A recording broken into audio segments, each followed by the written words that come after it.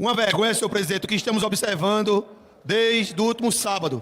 Uma prisão ilegal e inconstitucional, rasgando a Constituição, o devido processo legal, o ordenamento jurídico brasileiro, por pura perseguição política dessa tabelinha do descondenado Lula, que é um bandido, que é um ladrão, com a Suprema Corte que rasga a Constituição reiteradas vezes. Os atos que nos remetem à Idade Média, de perseguição, de covardia, e já não bastasse o desrespeito absoluto à Constituição brasileira, promovido pelo senhor Alexandre de Moraes, que ignora literalmente as leis, agora vem a perseguição religiosa por parte dele. Eu tenho estado muito triste.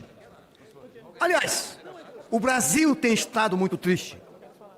Depois da prisão, de fato, do presidente Bolsonaro, numa cadeia da Polícia Federal. Qual é o crime do grande mestre da política brasileira? A primeira-dama sofrendo, muito triste.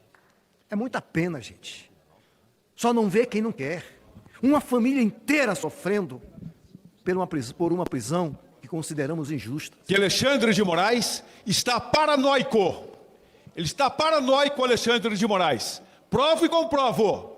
O que ele fez nessa prisão de Bolsonaro? Ele imaginou que Bolsonaro estaria tirando a tornozeleira para pular o muro, sair, esqueceu que tinha toda a Polícia Federal na volta, o Bolsonaro pularia o muro para entrar na multidão com a vigília convocada pelo Flávio. Neste exato dia, conclui-se o golpe está consumado pelo Supremo Tribunal Federal, colocando pessoas inocentes, pessoas perseguidas, pessoas que serviram a este país, inclusive militares, na cadeia, de forma ilegal, inconstitucional. Senhor presidente, esta casa precisa votar a anistia, precisa virar esta página. O deputado Paulinho da Força, inclusive, está aqui, relator do projeto. Deixa eu te falar um negócio. Enquanto eu estiver como deputada federal, eu, Carla Dickson, eu vou defender o direito de falar aqui, sim, sobre cristianismo e falar nas igrejas sobre política, porque um dia eu não quero ser cesseada de pregar o evangelho nas ruas. Atenção, povo cristão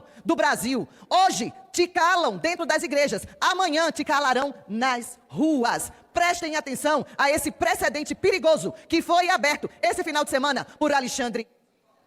Olha, eu fiquei em dúvida se rebatia as cantilenas enfadonhas que eu ouvi no chororô dos bolsonaristas diante do dia histórico. Eu não vou perder meu tempo falando que não era uma vigília para orações, que tinha um trama de fuga articulada, que... Bom, enfim, não vou perder o tempo falando aquilo que o povo brasileiro sabe. Eu quero resgatar como esse dia é histórico para o nosso país. Como ver justiça depois de uma tentativa de golpe articulada a olhos vistos durante 2 anos e com meses depois da eleição de 2022, efetuada em várias ações, é justiça. Como é importante ver, deputado Iva Valente, 50 anos depois do assassinato de Vladimir Herzog, 25 de novembro, a prisão dos primeiros generais da história do nosso país por uma tentativa de golpe. Como é importante ver Bolsonaro, Garnier, Augusto Heleno, Paulo Sérgio Nogueira, todos, Anderson Torres, começando a cumprir pena no dia de hoje.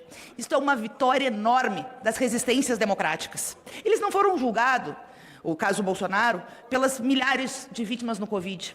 Não foi julgado por vários crimes, outros que cometeu, mas foi julgado por uma tentativa de golpe de Estado e condenado. E aqui está presente o tsunami da educação, as mulheres que lutaram no Ele Não, aqui está presente as passeatas fora Bolsonaro, aqui está presente a luta contra a PEC da blindagem ou da bandidagem e o PL da anistia, que não foi pautado e não pode ser pautado, porque nós temos que estar atentos a qualquer tentativa de retrocesso. Mas é preciso comemorar as nossas vitórias. Comemorar o início de uma política de justiça de transição na tentativa de golpe do presente, num país que não fez justiça de transição nos 21 anos de ditadura civil-militar, que fez desaparecimentos forçados, torturou e matou. E, lamentavelmente, muito daqueles que eram defensores da ditadura ficaram impunes. E depois viviam defendendo a ditadura, como é o caso do próprio Bolsonaro, do Augusto Heleno, e que depois tentaram dar um golpe. Conhecer a história é fundamental para não ter novas tentativas de golpe. E ainda é mais importante também que seja no dia de hoje, onde Brasília estava ocupada por 300 mil mulheres negras que vieram de todo o país, porque as mulheres negras lutam pelos seus direitos. Hoje é um dia histórico. Mas ele não é histórico só por causa da prisão do Bolsonaro. É que acabou a impunidade e acabou a tutela militar no nosso país. Tudo com o devido processo legal.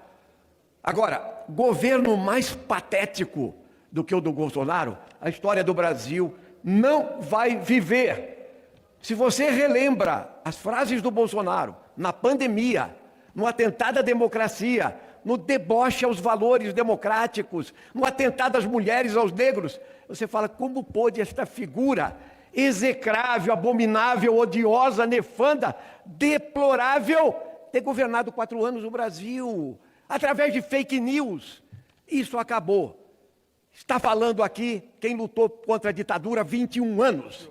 Aguentou tortura, cadeia, prisão, tudo. E digo a vocês, não venho aqui por revanche, nem por vingança, venho por justiça. É por justiça que eu estou aqui, para fortalecer a democracia brasileira. E agora nós viramos uma página da história. Vê o Bolsonaro, onde com um ferro de solda tentando escapar. Isso mostra como ele foi patético do começo ao fim. Mas quando nós vemos o conjunto da obra que está sendo condenada, Heleno, entrando na cadeia pela porta da frente, entende?